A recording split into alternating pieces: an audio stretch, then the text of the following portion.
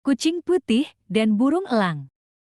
Snow memutuskan untuk mendaki sebuah gunung yang tinggi. Perjalanannya sangat sulit. Ia terpeleset, lelah, dan hampir menyerah. Puncaknya bukan sekadar tempat, itu adalah sebuah pelajaran. Snow terus melangkah.